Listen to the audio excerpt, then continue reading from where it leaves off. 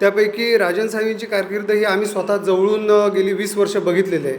त्यांचं काम करण्याची पद्धत किंवा त्यांच्या प्रशासनावर असणारी पकड ती किती आहे हे देखील आम्हाला माहिती आहे. आणि त्यामुळं त्यांनी गेली बरेच वर्ष म्हणजे 3 टर्म झाले आमदार आहेत, पण विकास कामांचा विषय काढला की निधी उपलब्ध नाही, हे काम होत नाही, या कामाला या अडचणी आहेत, ह्या सगळ्या गोष्टी सांगत असताना आम्ही ते जवळून बघितलेलं आहे. पण ज्यावेळी किरण रवींद्र सामंत साहेब यांच्या सान्निध्यात आम्ही जेव्हा काम चालू केलं तेव्हा आम्ही बघितलं की कोणतंही काम हे अशक्य नसतं. आमच्या पूर्व भागामध्ये तर त्यांच्या माध्यमातून बरीचशी कामं झालेली आहेत. त्यांची प्रशासनावर असणारी पकड आहे किंवा निधीची ती कमतरता हा जो विषय होता, भैयासाहेबांनी स्वतः कोणतंही पद नसताना अतिशय जोमानं काम करून आणि खूप मोठ्या प्रमाणात निधी या ठिकाणी उपलब्ध करून दिला आहे आणि प्रत्येक गावातील बरीचशी कामं त्यांनी करून दिलेली आहेत. त्याचबरोबर आमच्या भागात हॉस्पिटलची जी गैरसोय होती त्या हॉस्पिटलसाठी सुद्धा ते नवीन इमारतीसाठी त्यांनी प्रयत्न करून भूमिपूजन देखील झालेलं आहे. त्याचबरोबर ओणीमध्ये मल्टीस्पेशालिटी हॉस्पिटल बांधत आहेत जे 100 बेड्सचं आहे.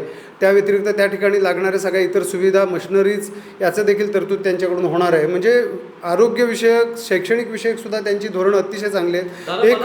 आणखी एक प्रश्न महत्त्वाचा विचारायचा आहे. आपण ज्या प्रभानवल्ली कोर्निको भागातून नेतृत्व करता, आपण आज किरण सामंत यांच्याबरोबर खंबीरपणे त्यांच्या पाठीशी उभे राहून तुम्ही काम करताय पदाधिकारी म्हणून. आपण ज्या प्रभानवल्ली कोर्निको देतात, या कोर्निको धरणाचा, प्रभानवल्ली कोर्निको पाटबंधारे प्रकल्पाचा या गावातील तरुणांना फायदा झाला का? इथे रोजगार निर्मिती झाली का? नाही. याचं कारण असं की आमचं जे मुचकुंदी धरण आहे, छोटं म्हणजे एक MI टँक आहे, त्या धरणाची 1 TMC पाण्याची सध्या कपॅसिटी आहे. धरण पूर्ण भरून ओव्हरफ्लो साधारण 2012मध्ये पहिल्या पावसातच झालं, पण 2012 ते आज 2024 म्हणजे 13 वर्ष 1 TMC पाणी जरी म्हटलं तर ते 1 TMC जवळजवळ 13 TMC पाणी हे फुकट गेलेलं आहे. कारण त्या धरणाला आवश्यक असणारे कॅनल पूर्ण झाले नाहीत. इथल्या आमदारांची असणारी उदासीनता, त्या पाण्याचं असणारं महत्त्व ते लोकांना कधीही त्यांनी समजावून सांगण्याचा प्रयत्न केला नाही, कारण त्यांनाही त्याचं महत्त्वच माहीत नाही आहे. त्यांना मुळात आपल्या भागाची भौगोलिक स्थिती, आपल्याकडे येणारी उत्पन्न, फळबागांची जी मशागत करावी लागते किंवा फळबागातून मिळणारं उत्पन्न, त्याची लागवड या संदर्भात त्यांना कोणतंही व्हिजन नाही, त्यांना त्यांची माहितीही नाही. अशा ह्याच्यातून त्यांनी कोणतंही विकासात्मक धोरण ठेवून किंवा लोकांना रोजगार निर्मिती होईल असं कोणतंही धोरण राबवलं नाही.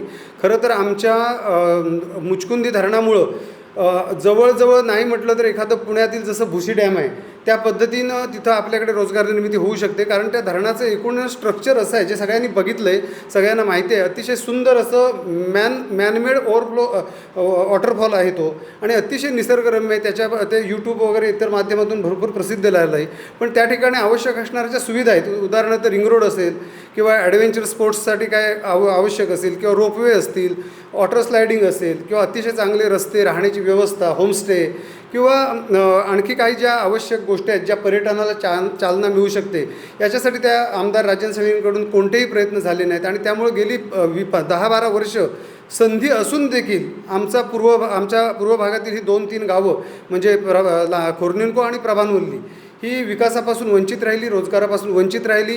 पर्यटन वाढलं असतं तर इतर सुविधा पण मिळाल्या असत्या, पर्यटनातून लोकांना चालना मिळाली असती, लोकांना रोजगार उपलब्ध झाले असते, लोकांचं जीवनमान सुधारलं असतं, लोकांचं राहणीमान सुधारलं असतं. पण हे सगळं मागे राहण्यामध्ये राजन साहेबांचा नाकर्तेपणा सिद्ध होतो आहे. बरं, मला सांगा, येणाऱ्या 20 तारखेच्या निवडणुकीत परिवर्तन होईल असं वाटतं का? हो, 100%. कारण या ठिकाणी सगळ्या लोकांनी ठरवलं आहे की भैयांनी जे मागच्या ह्या 6 महिन्यात जे काम केलं आहे, फक्त विकासात्मक धोरण ठेवूनच नाही तर रोजगार निर्मिती आहे, आरोग्यविषयक धोरण आहे, शैक्षणिक धोरण आहेत, इतर सगळ्या धोरण ज्या पद्धतीने काम केलं आहे आणि ज्या पद्धतीने तळागाळातल्या लोकांच्या समस्या भैयासाहेबांनी जाणून घेतल्या आहेत, धनुष्यबाण या चिन्हालाच लोक मतदान करणार आणि किरण रवींद्र सामंत हे नुसतं निवडून येणार नाहीत तर अतिशय मोठ्या मताधिक्याने निवडून येणार, अशी आम्हाला सगळ्यांना खात्री आहे. येत्या 20 नोव्हेंबरला धनुष्यबाण या चिन्हा समोरील बटन दाबून किरण उर्फ भैया सामंत यांना प्रचंड बहुमतानं विजयी करा.